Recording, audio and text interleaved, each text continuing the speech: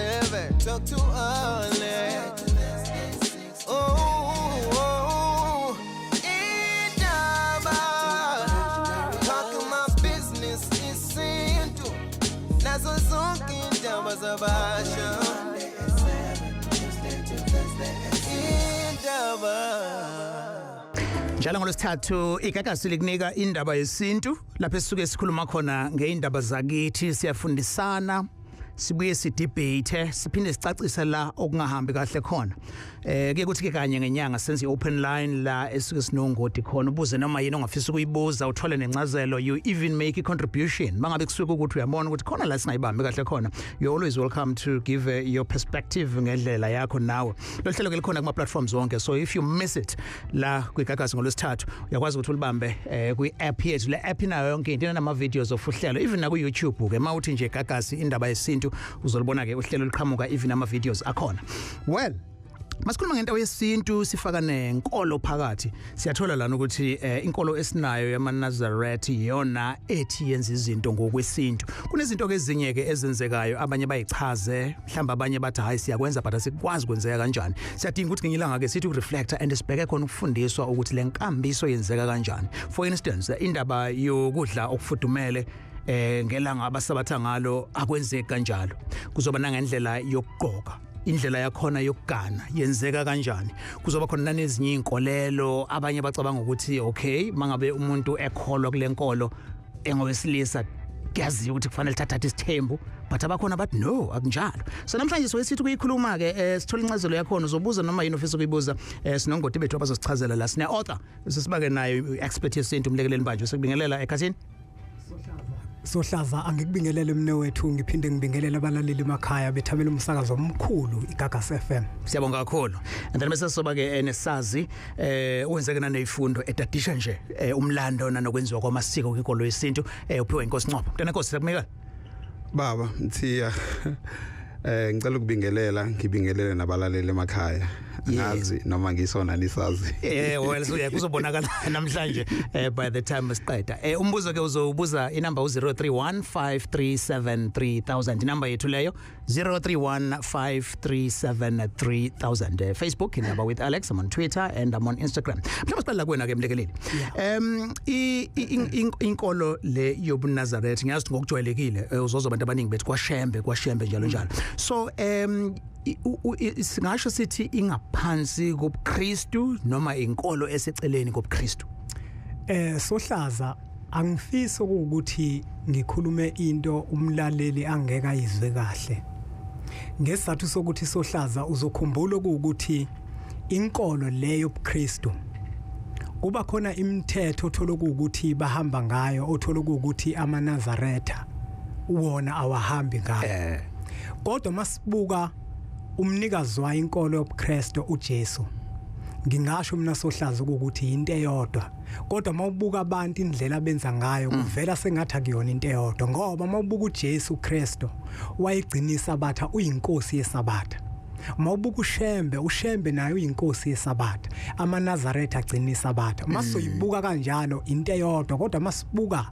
ngendlela abantu abenza ngayo abantu abakholwayo ngokobuKristu bona bangaligcinisa abatha lokho kukuveza njenganento engathi into ehlukile ngoba kwalona iBhayibheli yilo lona leli lifundwayo mhlangothi zombili okay isingisathi namathela lapho ke mapholoba baba i-significance yokuthi kusontwe ngesabatha when amanye ama-Christian denominations wona ethi iSunday sesiyazi ukuthi kuba khona nezinye inkonzo ke ezibaphathini insuku njalo ngiyafisa ukuthi siqale lapho mhlambe Mthiyane kubalekile ukuthi umuntu akuveze ukuthi ngaphansi kwenkolo yobuNazaretha ushembe ngesikhathi eqala ubuNazaretha isabatha alivelanga la into yokuqala I introducer so kuthe I think it was around 1920s kwama introducer indaba yokuthi kuzosontwa ngesabatha kodwa if you go to the Bible you will find that inkolo yamaJuda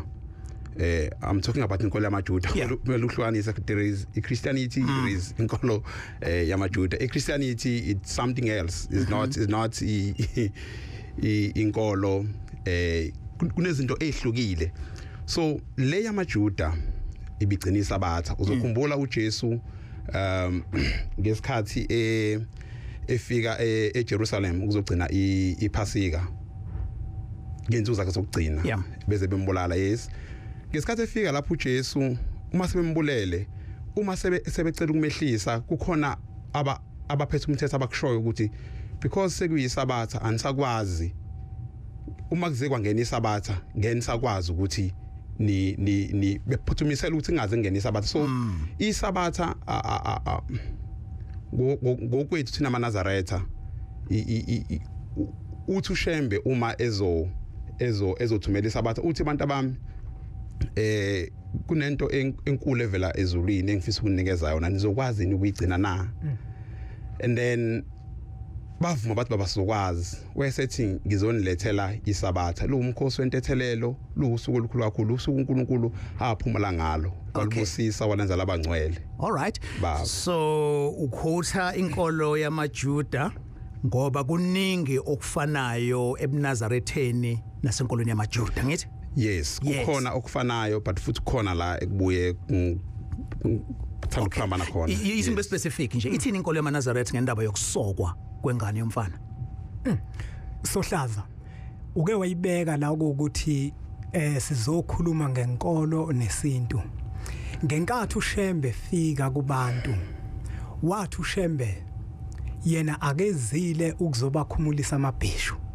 uzoqhubeka la kade behamba khona isiko lokusoka liyisiko vele kufanele ukuthi umuntu ompisholo alenze angikubeke futhi lokho Sohlaza ukuthi ukusoka akugona ukujompula nje upoloneke kuphela kodwa kuhamba nemithetho ethile ekusuke kufanele ukuthi lo mfana okanye lelo bhungu eselingenile emtsizweni okanye leyo nsizwa iyazi imithetho ifundiswe akukona nje ukusika upoloneka kuphela lento bengiyikhuluma Sohlaza ukuthi abantu bahambile yebo bayizibhedlela bayakosika kodwa akugona ukusoka lokho okay inkolo yamaNazaretha ke unihambisana nento enjalo into ekhona futhi leyo eyenziwayo nakho ke sengithola okunye today umuntu ezele ingane yomfana abaningi bakwenza isanda kuzalwa iphuma esibhedlela sivele isokiwe namhlanje you are telling us ukuthi kuhambisana neimfundiso ezithile meaning ukuthi inkolo yini ethi umuntu akasokwe mayese kwi stage esithile sokukhula not ekuzalweni kwakhe angithi ke Sohlaza iyona lento engiyisho ukuthi ukusika upoloneka akugona ukusoka lokho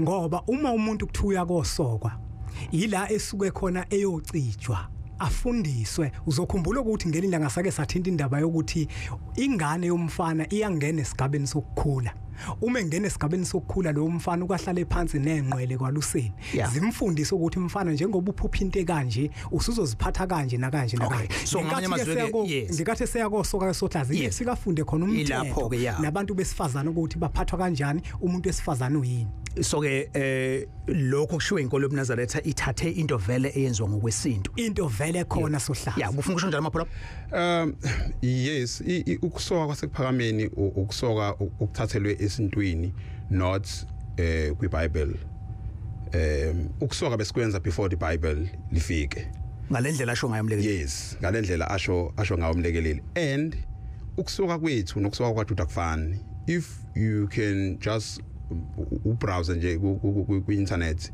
ama videos ukuthi basoka kanjani bona uzobona ukuthi indlela yabo yokusoka nendlela yethu yokusoka is totally different okay namhlanje sikhuluma ngenkolo yobuNazaretha iqhakambisa ubuntu nawa kama guest ame ethi okuningi okwenziwe ngokusho kumkamqambe webandla ukuthi ngeke nginikhumulisa amabheshu kusho ukuthi ke nizokwazi ukuthi nikhonze umdali wenu ngendlela yesintu unombuzo yini ekhiphile kuleli bandla yipi into mhlawumbe ufisa ukuyicacisa esivama ukuthi sidideke kuyona imuphi kumbuzo onawo 0315373000 kwi study ne research oyenzile ibithini i-academic paper yakho efuza so mhlasimbe umuntu aqala kuveza ukuthi ngesikhathi umuntu ekhula mina I challenge ukuthi abantu abaningi I always ask myself ukuthi kubangayini ukuthi i-majority iba amaKristu and then thina si minority siba amaNazaretha kwenzakalani what is really happening yabo so ngesikhathi ngiqala ukufika evarsity ngiqale duty before nge-UKZN ngesikhathi ngifike duty the first thing engangithanda kakhulu ukuyifunda was just browse indaba zenkolo ukuthi ngempela can a majority be wrong, you know, and okuningi engikutholile nanokuthi mhlasimbe umuntu engicela uqale ngikuveze Mthiyane ukuthi indaba kaNkulunkulu ingaphezulu kwengqondo yomuntu, ingaphezulu kwento ongayifunda phansi ibhaliwe, ingaphezulu kwamazwi umfowenu angakutshela wona. Okay, so thatha ukuthi uNkulunkulu yena athanda ukuthi we understand. Right, so isukela lapho ke etheni benama questions amaningi, enye lawo ama questions bekuyileyo ukuthi why babe minority abantu abasonta ephakameni. Yeah, so and then uma ngisondela khona enkolweni yami sengizama ukuqathanisa ngalana ngala iziningi izinto otholayo ukuthi kahle kahle uNkulunkulu asekuphameni wayizivikela. If you go to umthanazo wesabatha uverse 3 wawo uthi mesabeni uJehova zwana ngezukulwane ligcina imithetho yakhe nilobela yona uJehova ngenceke yakhe uMoses. So if you bengicabanga ukuthi Nazaretha lihlele phezu kwakho phala lizokuvumela lisho. Okay, so if uya kule mithetho kaMoses uzofuka uthole like if you go to number 6 uzofuka uthole kunezinto uMoses asazingenziwa la kuphuza utshwala into entuzana engaphuzwa isilwane ilone engahlambulukile yabo. So and then ngithema senginakho understand okuncane not that nginakho ukuphelele ngase ngithi let me just do a research because currently I'm doing a masters in population studies. So I short dissertation yami ithathile yakhona ithi modern the church, health benefits of the devotion to Shembe teachings and a lifestyle yakhona. So okay, yeah, all right, yeah, no sibambile, right, ngithatha lakhe Dube Mtuba lakhe kwikakazi sawona niwethu lapha siphilile mntaka baba kunjani kwena?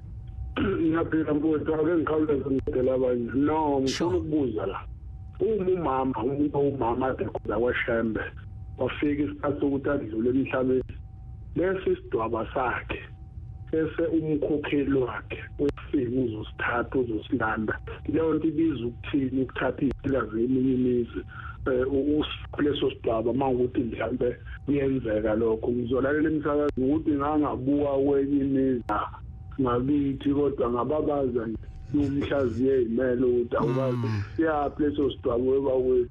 Yeah, ngizolalela emsakazweni ungaqala ubaleke wena lakhe umbuzo now. Angicabanga ukuthi kuyinqubomgomo yasekuphakameni ukwenza njalo. If umuntu ehambile iyayithathe imvunulo yakhe iyovezwa enkosini yasekuphakameni ukuthi baba nansi imvunulo yakhe, nali ibhuku lakhe la 23, nali ibhuku lakhe la 14, nali ibhuku lakhe la 25, nali ithikithi lakhe. Lokho ukuthi kufika umgcojwa ayithathe yeah, no, I don't know. Awikho. Impela ngibona ukuthi kuyaphambana. Okay. Ngiyathokoza. All right. No, siyabonga. Okay. So la ngoko kwebandla ke siyazi ukuthi umprofeti uyena oyinkosi. So i-organogram ihamba kanjani ke ngoba kube nabavangeli kube nabashumayeli njalo. So can you take us ekutheni kwehla kanjani the most senior clerics babefundisa? Sohlaza njengoba uyibeka nje ukuthi ngizokhuluma eNazaretha kukhona inkosi yamaNazaretha okushembe, inkosi yethu sonke, bese kube khona amakhosi zizwe zonke. Oh, okay. Bese emva kwaloko Sohlaza kuzoba khona abefundisi nabavangeli. Okay, so abafundisi bagqoka ke zinjani? Abefundisi izembatho zabo ziba nomehluko naSohlaza akufani ngoba ngisho umshumayeli webandla umshumayeli na ingubo ayiqoka. Asiqale ngabefundisi ke ngifundisisha Sohlaza bafaka amajazi abacishe efana wona mawabuka kodwa awefani imbala Sohlaza kuyenzeka elinye libe blue elinye libe green njalo kodwa indlela athungwe ngayo iyona ehlukile. Yasho ukuthi lona umfundisi and then abavangeli nabo ngokunjalo banamajazi abo nawo abawafakayo ongeke ukwazi uma umuntu ongaqapheli ukwahlukanisa kodwa uma umuntu oqaphelayo uzokwazi ukwahlukanisa ngoba kuyenzeka umfundisi abe nalo ijazi eligreen ngokumbala nomfundisi ngokunjalo abe nalo kodwa indlela athungwe ngayo awifani. Kuyenzeka umvangeli nomfundisi bafaka ugreen kodwa ke umuntu owaziyo indlela athungwe ngayo akufani. Yes. All right. Yeah, mhlasimbe nokuthi elikamvangeli alibe nayo imkhono. Okay. Yes, elamfundisi liba yakwazi ukuthi kuvele umkhono. All right. Yes. And then ngapha ke ngiyacabanga ukuthi ondlunkulu bamakhosi kulandela abakhokheli kulandele abavangeli and then kuba abakhokheli and then bese kuba omama. Oh, okay. And then even nangendlela yokuhlala mase kukhonzwa kuhlalwa kanjani? Mhlasimbe even ngisho kuthiwa kuyahanjwa mhlawumbe imikhosi abekiwe enhlangakazi kuzoqala inkosi asekuphakameni kuze amakhosi kuze abefundisi kuze abavangeli kuze abashumayeli bese kuze inhlalisuthi iphele inhlalisuthi bese kuqala. Okay, so for umuntu ongekho familiar with inkonzo so inhlalisuthi ke yini insizwa noma amadoda lawo ukaniwe noma ukaniwe? Ungaganiwe kunegama elithi impilo sendiso. Yes. Yeah, so if ungakangena esigabeni esithize awukwazi ukuba inhlalisuthi uba impilo sendiso and then uma usuganiwe and then bese ungene kubeni nenhlalisuthi. All right. Sisazoza kanjalo kweyinwele nokungagundwa kwazo njalo njalo. Ithi ngithathe nangu uZanele Buthelezi Mawode. Sabona Zanele? Sawubona Alex nehambeliza. Siyamukela sisi. Ninjani? Siphile tate wethu wena? Siyaphila. Sure. Alex. Njengamanje kunengcwaningo eziningi ezenzekayo regarding inkolo noma yiphi ke kangangoba liyavela la ekutholakala ukuthi kusetshenziswe inkolo ukuthi ku brainwash abantu. So ke ngeke ngangena kwentweni eziningi ukuthi lokhu nalokhu but ke uma kuza kule enkolo yamaNazaretha ngiyafisa ukuthi mhlawumbe amaNazaretha akachaze noma mhlambe akayibukisise lento ukuthi kukhona leli foto leli laba bomkhulu lela lishutha entabeni kuthiwa walishutha ama Roma eqeda ifasting la abathi mabemshutha kuthiwa wavela isithombe la kunoJesu anganoma ubani lo uJesu owayebambe iwundlu ngesandla ngaleso sikhathi sibona la ababeshutha babengaboni. Nansi ke indaba la ikhona ucwaningo ke manje ke amalokuzana ama philosophers esenza ucwaningo aseyathola ukuthi uJesu wayengemhlophe kahle wa Africa Jesu wayemnyama. Manje makubuyela kuleso sithombe esiveza ukuthi nangu uJesu ufaka imjiva umhlophe uphethe iwundlu ume eduze kumqali wendlela. All right, yes. Uyezwakala umbuzo wakho sisi. Yebo ilokho nje engikufisayo. All right. Mhlasimbe okumele siqaphele ilokhu ukuthi inkolo yethu yaba nabantu abangayithandi abangayamukeli angokuba ngisho ukuhlukana kwebandla uyathola ukuthi kwakunesandla sesithathu esaba khona. There are people from outside, so akusona sona kuphelele lifoto akhuluma ngalo likhona elinye inkosi umqalo wendlela isolwandle kunesakhe inkosi yasenza ngo1918 imisa ulwandle eThekwini. If ungayi museum eThekwini ngithe muhle museum uzofikiswa leyo ndaba. Yes, so lamafoto amabili uyathola ukuthi adwetshwa umuntu owayefuna ukureflector noma wayefuna ukubabaza udumo laNkulunkulu, but egcineni for umuntu ozobe sethola lesi sithombe lesi uzoba nomcabango ukuthi because ngoba umudweba phela usuke ufuna ukuveza imizwa yakho. Yeah, yabo. So akusili iqiniso lela foto akusili ifoto eliyiqiniso. Okay, into nje yayidwetshwa abantu without not with even consultation even cabanga. Okwindaba ekakasini namhlanje kwindaba yesintu sibheka kobuNazaretha nezinto zakhona ofisa ukuzibuza ongazazi indida kube mhlambe khona ofisa ukucacisa. We have the experts anathi la wenze ucwaningo ngenkolo. We have uphiwa inkosi Ngcobo kanye neauthor umlekeleli mbanjwa 0315373000 and uyakwazi futhi nokusithola ke ukuthumela ivoice note ku 031 i-voice note uzoyithumela ku 0789342827 0789342827. This is Indaba Yesintu ngolwesithathu kusukela ngo7 kuya ku8 ebusuku. Kwindaba eGagasini sesithatha ke umpendulo shonga ePort Shepstone impendulo seGagasini. Yebo mthana njani? Siyaphila kunjani? Yebo. Ngithi la Mthiyane anginilingelele lapho nezihambeli zakho. Yes sir. Mthiyane ngizoba nemibuzo ethanda ukuba mningana but No ngenxa isikhathi mfethu ngeke sikwazi baba ukuthi bemningana. Sorry man ube wodwa nje impendulo. Sure. Okay. Bengicela ukubuza la Mthiyane ukuthi njengoba sizwa ama theories ukuthi ushembe mhlambe inja akayifuyi ngenxa mhlambe ayadla uJesu yonke leyo nto. And my second question is sorry ushemba akayifuni inja ngoba yenze njani? Ayadla uJesu sorry yadla ushemba. Okay. Yes. And my other question ukuthi njengoba kuyi-COVID manje ngizwe kuthiwa ushembe like abalisebenzisi ibhokisi umuntu ugoqwa mhlawumbe ngesikhumba senkomo ukuthi benza njani if bona besihla umuntu in terms of i-COVID crisis. Sikuzwele mfethu imibuzo ebalulekile yombili izophendulwa thingithatha ke nango noSiphelele Maphanga eMarisburg sabona Siphelele. Sawona Alex njani? Si right wena?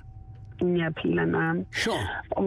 Nami ngicela ukubuza ukuthi ushembu neBhayibheli lakhe noma basebenzisa leli thina esilisebenzisayo nje siyamaKristu sonke. Okwesibili ngisacela ukubuza ukuthi i-take yabo ithini kubona ukuthi ningabi nabanye uNkulunkulu ngaphandle kwami. Bese ngicela ukubuza ukuthi ubukhosi babo yini indaba bungahambi ngecalling kodwa buhambe ngefa lomndeni. Okay. All right, asiqale kwena ke soqala kwena mlekeleli ngendaba yenja. Yes, and then busuthatha nendaba yokulokhuza yokufihla ngebhokisi ukuthi nje basesikhathi seCovid nje ithini inkolo ngesikhumba nokuvikela abantu. Yes. Ngimpunga yesintu sohlaza ngizoyibuka impela ngokwesintu ngoba kusukela ngishendulo inkolo yethu kwakuyisintu sethu. Into eyenza ukuthi amaNazaretha angayifuyi inja akukona ukuthi sohlaza kuyilento akade yisho usisi amampunge lawo. Okay. Kodwa phakathi komuzi phakathi kwamabili makuthiwa nabo umkhulu bami nogogo bami umoya wabo mhlambe sebeyafika basivakashela phakathi komuzi. Imali asikikuzwe lokho ngoba umoya wabantu abadala uyakwazi ukuzwakala ikakhulukazi thina esinenwele. Siyakwazi ukuzwa ngenwele. Yeah. Ukuthi sebekhona. Ukhokho uma etha ngomlando esibayeni wathi khona into engizoyizwa. Ngathi mangifika esibayeni ngezwe ikhanda lishwaqinwe lezijika zithi. Imali asimayizwa lo moya wabantu abadala phakathi komuzi shaya umkhulungwane. Bese uyajika ubuyele emuva. Okay. Isona ke isizathu senza ukuthi inja ingafuywa ngoba nengelosi zikaShembe uma ukuthi siyathandaza izoshaya umkhulungwane mayisizwa leyo nto ezayo bese iyajika ibuyele emuva. Okokuqala lokho ingangithi ngiyibuke ngokwesintu. Asibuyeke manje size la ekutheni makungcwatshwa. Ngokwesintu sethu umuntu asimncwabi siyamtshala. Kunendlela umkhulu womkhulu asinikeza yona ukuthi umuntu simfake enhlabathini. Ibhokisi silisebenzisa nangokwesintu ibhokisi aluvumelekile ngaleko ukuthi inkolo kaShembe akona umthetho kaShembe loyo. All right. Umthetho wesintu. Okay. Okuthi umuntu akafakwe ebhokisini. Ibhokisi lokumthatha limlethe ukuze umzimba wakhe isidumbu sihlonipheke. The question ke was ukuthi kulesi sikhathi la kuthiwa khona we have COVID so kumele ukuthi umuntu asuke emakhazeni esevele efakwe ku plastic still isonto lisamile lapho ekutheni kumele akhishwe agoqwe ngesikhumba na ngesizathu sokuthi ke sohlaza saba nenhlanhla samaNazaretha saba noShembe. uShembe kabaningi bake bathi umuntu kodwa kuyena umuntu uyafihlwa kade befihlwa ngamabhokisi. uShembe sohlaza uyakwazi ukukhipha umuntu ebhokisini. Umuntu okade enze njalo namhlanje ngiyamtshela ukuthi kufanele ahamba eKuShembe ayonikela acele kuShembe ukuthi lo muntu owafihlwa ngebhokisi akamkhiphe ebhokisini. Ngathi kodwa umbuzo uphenduleke directly. Uphenduleke impela sohlaza. Njengoba yes isintu nenkolo ithi umuntu yes fanele angcwatshwe ngesikhumba. Now that ke ngokwe COVID kumele ukuthi umuntu agoqwe ngoplastic ukuze kuvikeleke ukuthi abantu bangatheleleki. Inkolo ithini ke now ku 2021 when sibhekene ne pandemic. inkolo ayikuphikisi lokho ngoba isifo sikhona. Umuntu uzofihlwa kanjalo emva kokube sefihliwe ngokwesintu sethu kuba khona izinto ezithile esizenzayo thina eziyisiko. Ingakho ngithe ingoba thina saba nenhlanhla saba noshembe. Ushembe uyakwazi ukuthi umuntu engcwatshwe ngebhokisi unikele ucele ukuthi akamkhiphe ebhokisini ngoba ukungcwaba umuntu ngebhokisi akuyona into elungile. Oh okay, so kusho ukuthi kwenziwa before umncwabo noma after ukuyocela kushembe uma esefihliwe. Oh yeah. Okay, all right, sure. And then usipheleleke la ubebuza ngendaba yokuthi amaNazaretha neBhayibheli lawo ehlukile yini and khona la kuthiwa khona ungabe nabanye uNkulunkulu ngaphandle kwami kanye ke nokuthi I calling noma kuhamba njengasebukhosini ukuthi uma ukhothama kuba indodana ethatha over. Mapholoba ngicela ungivumele baba ngiqale kule yenja ubethe iphendulile umlekeleli kodwa ungene nje kuyona kafushane yeah ngeke ngikwazi ungena kona kafishana ushasha buka isikhathi sethu. Yes inja Mthiya ikwazi ukubona imbala ewuthu kuphela omnyama nomhlophe. Yes kule mbala le ayikwazi ukubona umbala okuhlaza umbala oyelo kanjalo kodwa inja iyakwazi ukidentifya iphunga lakho wena wedwa as a person ukuthi leli phunga likabani leli likabani. That is why if kulandelwa imkhondo kusetshenziswa izinja so inja iyakwazi to sense umoya ukuthi kunabantu abadala bezayo njengamanje. This was the reason ekwathiwa njengoba echaza umnikelo ukuthi akufanele sifuye inja ngoba iyakwazi ukusense ukuthi kuningi lo seyizayo bese iyalentuza iyakhonkotha kule lokho phela indaba kungasebenzike to our favor ekutheni sinesilwane esikwazi ukusense ukuthi nabo sebefikile so masihayiza kusho ukuthi ke sesiyazi ukuthi sebefikile ke bayimoya. No but angithi isuke kruthi isuke ingekho emizweni okujabula isuke ingekho ekuthenini iyabajabulela. Okay yes so right. Yeah okay and kule yongcwaba yes ukhona abake bahamba esontweni ekuphakameni and I was among those people abebangcwaba besibakhipha eboxini besithenga izinto lezi zakhona because we can't compromise besithenga izinto zakhona lesiqoke yes faka emncwabeni everyone ebele kude and then sibafihle. Okay yes all right and kule yeBhayibheli thina akukho uNkulunkulu wethu wasekuphakameni angasilahla ngakho noma esingangena ngakho kubhalwe eBhayibhelini sinihlabelelo zamaNazaretha la khona ushembe asifike asibhalela khona ukuthi ningakwenza ukuthi mthanazo wesabathu ukhona mthanazo ukuvuka ukhona ukulala ukhona so imithetho leyo yethu ukuthi nizophila kanje. iBhayibheli siyalifunda as a reference ukuthi kwaye kwaba khona abantu ababethi babehamba noNkulunkulu yabo and then baphila kanje but akukho ukusindiswa kwethu nokulahla kwethu eBhayibhelini. Okay so kufike kweBhayibheli bese bakhona enye incwadi ekhuluma ngeinkambiso ihlabelelo yes. Oh okay izona ke esiyongena ngaze kuphakameni nesolahla ngazo. Okay so mawuthi ihlabelelo lezi ezihujwayo noma kukhona nemfundiso ezinye. Yes kukhona nemthalazo yesabatha iyayifunde like ufundisa indodakazi yakhe ingazoni umthalazo yesabatha lo. Okay fundisa indodakazi yakhe ingazoni wena ke indodakazi la izifundo zikayihlo nyoko uzohlonipha ihlo nyoko ningi ke khona kwendoda khona ngonkosikazi khona kwendodana khona kwendodakazi. All right I'm not sure about Pentecostal churches but kuma main line I don't think kuzobe thusa because khona iCatechism elifundisa about inqubo if umuntu esuke edlule khona ezoqiniswa 40 years later angayirecite ngekhanda 48 words njengoba enjalo so nakhona I suppose into efanayo because iBhayibheli liseceleni but iCatechism nalo ngokunjalo. All right and then calling indaba kuhambe ngokwe family kungabi eyokuthi ke well nangumholi ekungabi khweni kwakhe sekuzoba umbanjo ngesikhathi uyisemkhulu ukhokho kaShembe umzazela ozala uNhliziyo ehlale babanango ngesikhathi esikajama kwafika izwi likaNkulunkulu kena lathi akasuke ngoba uNkulunkulu uzovusa amakhosi uzovusa inkosi enolaka ezohlanganisa isizwe samaZulu kanti okhalweni lakhe ujama uNkulunkulu ufuna ukuthi kube khona amakhosi asezulwini so ukufika kwaShembe uzalwe ngoba basuka ohlala eFree State eHarrismith, but izwi likaNkulunkulu uShembe lathi akasuke eHarrismith abuye eze eNatal eMpumalanga.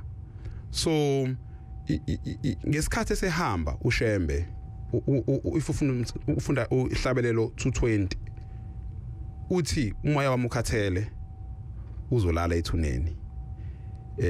Inyama mikhathele izolala ethuneni, umoya wami uzovuka wembathe inyama entsha. Kaphakade kangizelwe nanini ngakuba khona. Meaning umoya uzokwembatha inyama entsha.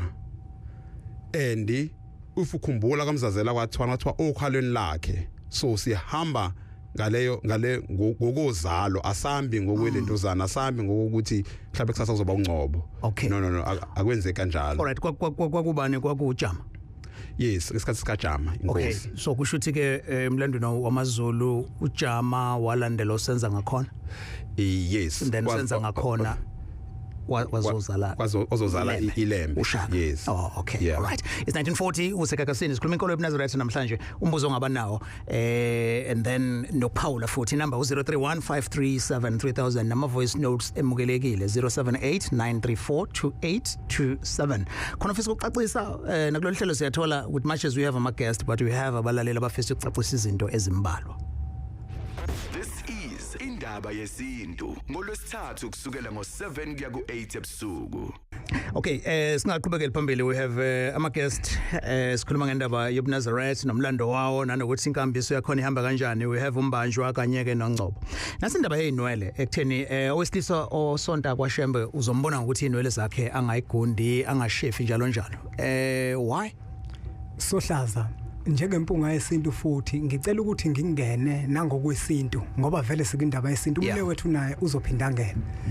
Okhokho bethu abakaze bagunda amakhanda ngoba inwele Sohlaza iyonanto esixhumanisa, iyonanto futhi esinikeza amandla thina njenganabantu abampisholo. Njengoba kade ngeke ngachaza ekuqaleni ukuthi umoya wabantu abadala uyakwazi ukuthi uzwe ngenwele. Okay. Yeah. Oh, so kithina ama-Afrika uthi amandla ethu aseyinweleni. Asekhanda. Kunjalo nje. Okay, so ushuthi ngalisusa ihwanqa kodwa mawushiyeza asekhanda. Lapho ke Sohlaza sengashiyana nangomthetho ke mhlambe ke wenkolo. Oh, okay. Ngoba masingabuka ngokomthetho wenkolo yamaNazaretha. Yes. Awuligundi ikhanda awushave. Yeah. Okay. Here's a question. So uma ngeke uzususa inwele, khona inwele zangaphansi neinwele lezi ibamba umjuluko emakhwapheni. Nalezo futhi no. Akufuneki uyisusa. Akufuneki. Okay. Mhlasimbe ngokwe science abantu bengagooglisha ukuthi yini umsebenzi weinwele. Inwele zisebenza as an athena shuthi ziyakwazi kwi-environment osukuyona ukudetecta ukuthi something angithi siyazi ukuthi ebusweni bubodwa nje sine sense yokubona, sine sense smell, testing, kube indlebe, and then inwele zisebenza as a sixth sense. Yabo ziyakutshela ukuthi someone behind you without ukuthi uzuphenduke. Uyazizwa zishintsha. If there's something asekwenzeke ikwehlekele ziyakwazi ukudetect ukuthi there might be something wrong ezokwenzeka phambili. Yabo and uShembe uthi asigcine imithetho kaMoses. Ngiyazi inkulu debate khona lapho because we got around about 613 laws, Mosaic laws. So people will ask ukuthi if igcina iniphi na igcina Simbe that can be for debate yangelinye ilanga. Okay. Yeah, but so nje inwele zingasuswa. Yeah, but kusemthethweni kaMoses ukuthi awukwazi ukugunda ikhanda. Okay. Umthetho kaNkulunkulu awuvumi. All right. And say mapholoba usebenza emaphoyiseni. Yes. Usebenza restaurant. Uchef nanokufuneka isuke lezi inwele. Wenza njani ke lapho shuthi uyangakwazi ukuyocela?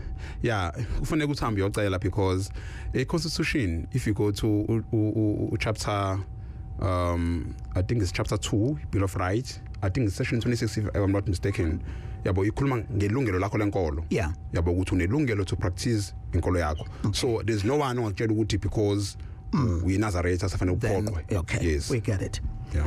Khabzela Mzimele Zwelibomvu. Khabzela? Yebo, njalo. Sikhona Khabzela kunjani? Hayi no, ngiyaphila Mthiyane. Sure. No, siyabonga kakhulu Mthiyane ngokubhala isihloko. And lezo insizwa elapho e-studio kumele zijule ngoba ngiyazi ukuthi indoda eqala yenze research aphambi ihlale udabeni noma ikhiphe isihloko esithile. Ngizokukhumbula komunye unyaka wafika esontweni ebuhleni but uhamba nezinye insizwa enanisebenza kanye nazo. Wafika izinto ezinkona la kade uqala khona ukuthi kuhlalwa kanjani, kulandelwa kanjani. Ingakho ukuthi ufanele bebheke. Kodwa ke asibonge. Sure Khabzela. Yebo. So Mthiyane umbuzo wami noma kuzoba umbuzo ile yendaba yomcimbi lesekwenza umcimbi kunabantu othola ukuthi uyafika kubona bachazela indaba ukuthi umcimbi nje uzokwenziwa maybe namhlanje ayilale ingadliwe ingathintwa izidliwe ngakusasa. Abanye bayi-interpreta ngokuthi lento ifike noshembe ekubele kuyinto eyakudala emthethweni ephambilini. Esinye zeyinkinga mhlawumbe ekudinga ukuthi besicacisele kabanzi ngazo. Bese kuba ile circumcision eyenzakalako esontweni. So if yenzeka Mthiyane ngizocela ukuthi lapha ekutheni mangabe yenzeka ilakho losuke udodiswa khona uchazelwa kabanzi ngosiphatha kwakho. Uyahlala phakathi 7 days noma iviki lonke uhleli khona nje entabini. Ululekwa uchazela ukuthi kumele usiphathe kanjani kuyimanje uphuma obukela ke isidlo yonke into ngendlela okuyiyona ilokho nje. Alright, nosiyabonga kakhulu Khabzela. Sizothatha now uNoxolo eThekwini. Sabona Noxolo? Ukuthula njani? Siphilile kunjani kuwena? Sikhona. As a newly converted Nazaretha, ngithanda nje ukuthi ushembe uNkulunkulu. First, I would like to affirm that ngibonile mina sengibona kakhulu nje kulesikhathi esifishane engisihamba nani. So inkinga umbuzo wami is okay nginamathathu engibe nawo prior to ukulandela uNkulunkulu. Bengayibona inkinga before bengithi umzimba wami kwakhona ungazisayo ngendlela nangezinto zangale ejulile zamaNazaretha manje sengike ngihlale ngibe nokuyisolo ukuthi uyabona mhlawumbe in the afterlife angikwamukeleka before ngisuse lezinto yes. But all in all ushembe uNkulunkulu uyabalwela abantu bakhe. Okay, no, so but the question yakho ileyo ukuthi uzokwenza njani ngama-tattoo. Yamathathu, but otherwise akangicathi sengibonile lo ukuthi akakujaji kona imina nje isazelo sami sengifuna ukuthi obaba bangichazisele kahle bona. Manje akuphi la ma-tattoo emzimbeni wakho? One would be somewhere in my shoulder, my chest. Okay. And one is andini. Oh, ngibuza njalo because nje busho njalo nje ungathola ukuthi usuku sune pressure mabanye abantu okhonza nabo sebekubuka but ngenxa ukuthi usuku usuvathile abonakala sekukuwena. Yeah. Mina yikho ngicela ukuthi ngichazisele ukuthi mhlambe isuke lento ukuthi ngabe sengishaya kakhulu ngakho. All right, nosikuzwile siyabonga kakhulu Noxolo. And then bese sithatha ke uZulu enkongweni Makeba. Yebo Mthiyane. Yes, Ndaba Yesintu. Cha ngithi angibuza ngendaba entsha. Yes. Uyabona inja umuzi ongenanje hayi baqhaqha khona baphume umuzi beze uphuma lesandla. Inja mina ngiyibona iwusizo olukhulu ngoba la ekhaya izinja zikho ukuthi singamaNazaretha kodwa manje izinja zemisi yabantu ziyangena zodwa amaqanda. Kodwa ukube khona izinja ekhaya engabe kayingeni ezani ezemisi yabantu. Manje ngibona ngathi mina lento ifihamba ibuye ngoba umuso ongenayo inja sho noma bekufunda baqasha ngezindlu noma baqasha embileni uthi sesendlini bengene bezokudubula kanti badubula kahle makuwukuthi nawe usuzwile ukuthi inje yasho khona umuntu oqasha embileni noma emsakweni umuzi mina ongenayo inja Okay. No, siyakuzwa Makeba. Alright madoda, so ishaka sigijima la. So sizoyihlukanisa phakathi. Nizoyihlukanisela ke madoda, alright? And then sizoqala ke la uKhabzela ubekade enanela leyo busoka kanye ke neyokudla ukuthi inyama yenziwa kanjani. Nangoxolo ibuza la indaba yama-tattoo. Siqale kuwena Mapholo. Bakhona abantu abawasusa ama-tattoo. bakhona abantu abenza lo msebenzi wokususa ama-tattoo. Yeah. I'm trying to say. Yes, so ngibona sengazathi ima ikhona indlela. Yeah. Kumele azame ukuthi ayisuse. Ayisuse. Okay. And then bese kuzoba indaba le akhuluma ngayo kuMageba. Ekhuluma ngendaba yenja. Sohlaza lo wethathu besacele nentethelele ethongweni ngoba ukuzikwebha umzimba ukwenza into ethile emzimbeni kuyicala ethongweni. Yeah. Bese sibuye sizela kuMageba. uMageba siyamuzwa ngendlela achaza ngayo ukuthi inja ibuye ibe usizo phakathi komuzi. Asikuphikisi lokho Sohlaza ngoba kuyenzeka Sohlaza nawe nje uwumuntu ulele ebusuku ube nephupho uphupha inja ingafiki njenganesimo sesitha kodwa ifike njenganesimo somuntu omdala. Okay. Sengikhulumela leyo mizi othola ukuthi inja bayayifuya. Ukuthi ayimbi ukhoko. Yeah, mhlasimbe nokuthi ke eminye yemithetho yemizi ukuthi umuzi kumele ubiyelwe. Umthetho umuzi kumele ubiyelwe. Umuzi ongabiyeliwe awunamthetho. Omunye ungena enhlakweni lo omunye ungenaphi? Why? Because awubiyeliwe. Umthetho womuzi kumele ubiyelwe ube nesango la ngena khona wonke umuntu. All right. So emsebenzini mangabe ngisebenza ngezinja mhlambe kwi-vet or mhlambe ngisemsebenzini akoni noma ngoba phela amalungelo enkolo ungacela ukuthi ake ngithi nje nangu umaphola uyiphoyisa la and then usophikweni lwezinja uzothini esikhathini esiphambilini inkosi yasekuphameni umqalo wendlela yathi hamba ezweni elingapha kwaMbonambi sithi abantu abami niyamuzwa lo muntu okhalayo and then bathi abantu no baba yasimuza esethi ngicela nimbe la kwabonakala uthi lo muntu la kuyabonakala ukuthi lo mhlabathi lo usanda gqitshwa yabo if bemba khona bathola inja ithi inkosi ke nangu lo muntu yayithatha leyo nja yayifuya emkhayideni so but ngalokho wengasho ukuthi sekuvumelekile ukufuya izinja. Okay. Le ndaba ngixoxela ukuthi asilwi nenja like ukuthi singafuneki kuhambisana lokho bekushiwo impunga la ekutheni iyafika inja kwesinye isikhathi ngephupho sesikhulumeza amathongo. Okay. All right, indaba yesintu namhlanje gagasini sibheka kobuNazaretha molifucesela uphakathi lolu hlelo uyazi nje ukuthi kwi-app yethu kune option yokuthi unga rewind but mina ngingakadvise ukuthi uthole ivideo hlelo uzoyithola kwi-app nakhona ku-YouTube and ungakwazi futhi nokuthi uye kwi-app uthole i-podcast yohlelo usegagasini. Indaba yesintu ngolwesithathu kusukela ngo7 kuya ku8 ebusuku. Siyakhonza lapho kuba umfundisi lapho ekhona mapholo ubani Mthiya. Sinyusisingile lapho siyakhonza Mthiya. All right, ama voice notes ke ungawathola ku 0789342827 please ungawathumela. Shanje bemfishane kakhulu as we always say less is more. Sanibonani gagasini. Mina into yangikhipha ebuNazaretheni ukuthi ngangaseyontombi manje bafuna ngihlala nabantu ababomama manje ngangayithandi mina lento. Sanibonani Alex nezambe ngithi umlungisi lo akazamisa endaweni yakabomba. Ngithi angibonge mani ngalo hlelo kuningi engikufundile imibuzo ebenginayo ephendulekile. Ngithi angibonge nje indlela abaphendula ngayo nezambeli zakhe zilapho. Hi Alex nabalali nabantu ehleli nabo studio ngicela ukubuza ukuthi kanjena angisonto khona kaShembe kodwa amanzi akhona ngiyakholelwa kona kakhulu mengabe umuntu efuna ukuba nawo mhlambe basenzele indawo la sizokwazi ukwathenga khona mhlambe sikhiphe lo mnikelo ozokukhanyisa ngawo. Ngifuna ukucela ukubuza futhi ukuthi mengabe wake waphupha umqali wendlela ekutshena nje indaba zakho zaziyo nawe chaza ukuthini lokho kumele ulandele khona noma kumele uyobona yena ngicela ukuchazeleka lapho ngiyabonga. Sawona baba Alex studio nevakasha zakho. Inkolo kaShembe mina ngisondi khona kodwa ubaba wesonda khona. Ngiyithatha njengenkolo nje eserious ngoba futhi ngiyayibona ukuthi ayikudla uzilutho. Umuntu omnyama imgcini umuntu omnyama noma ngabe kwenziwani kanjani and futhi nabantu baningi abantu abachaza ukuthi uShembe afika ngephupho uShembe ngambona esitimeleni.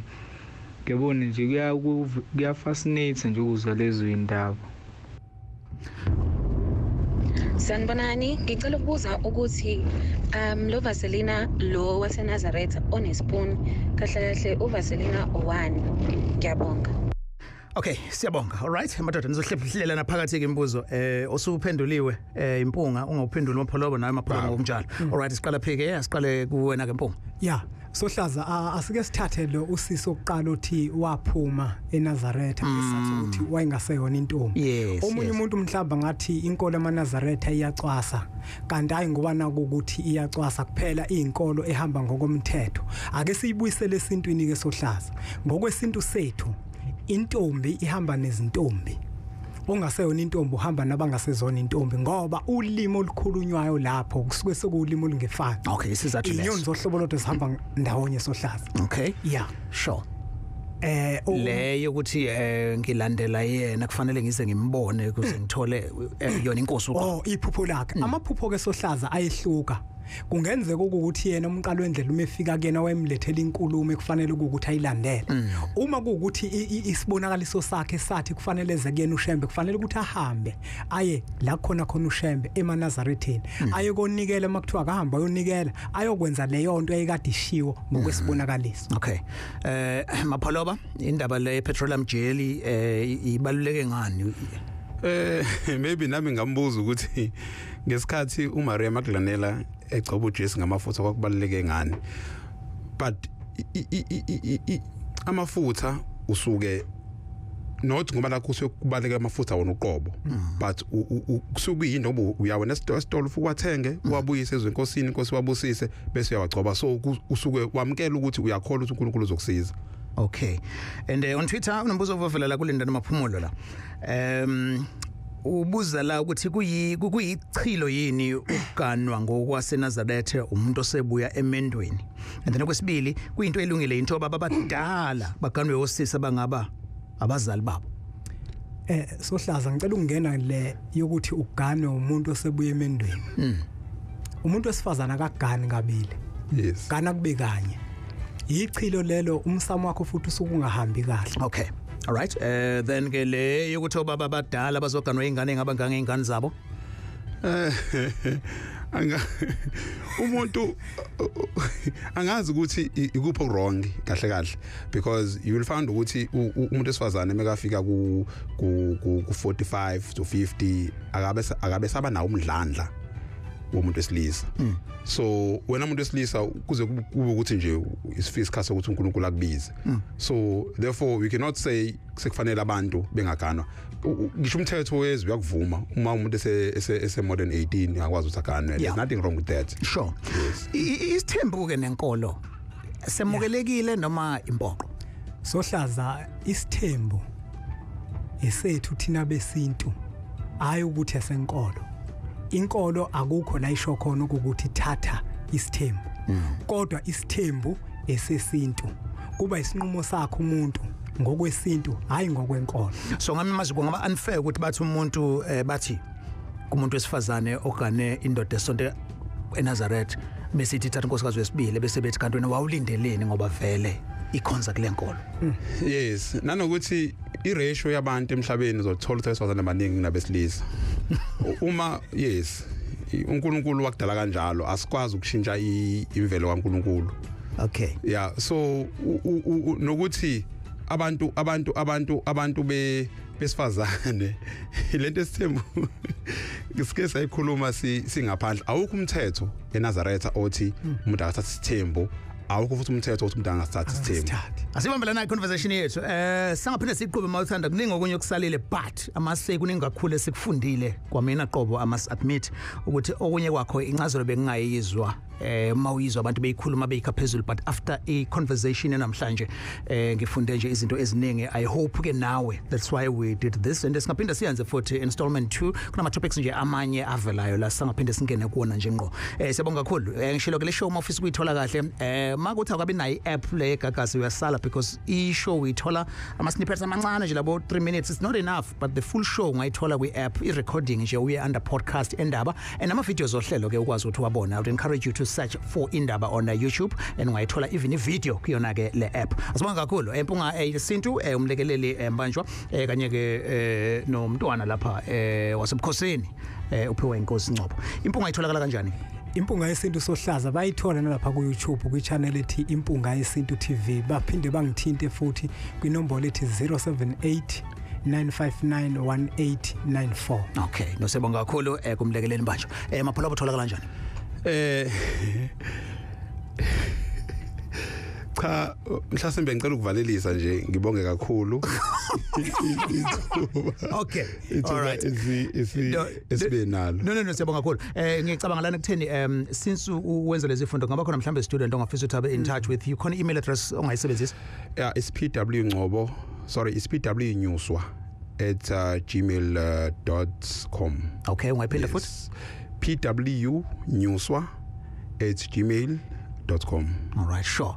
So shuthi usemncane wow idolize PW Botha. Ngiyadlala. Lasive Mthiyane ngikhubuze ama Nazaretha sikhumbula inkosi kule weekend. Inkosi umqalo wendlela yakho thama 1935 mhla ka2 kuMay. So kuzobe kunenkonzo emzini wenkosi emkhayideni. Ukukhumbuzisa nje amaNazaretha sekuphakameni ukuthi ukuthi ilanga elibaleke kakhulu lelo. Oh, okay. No siyabonga kakhulu. We will invite him again kanjalo ke naye umlekeleli. Indaba was produced by Mr. Mfundo Mabaso ngingo Alex Mthiyane, making way for Zondo kushaya ke ngumusic ade sikhuluma indaba ezibucayi kangaka, music opholisa ikhanda uthobe inhliziyo.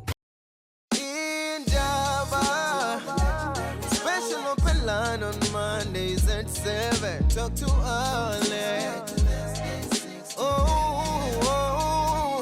Indaba, talking my business Yesintu, nazo zonke indaba zabasha.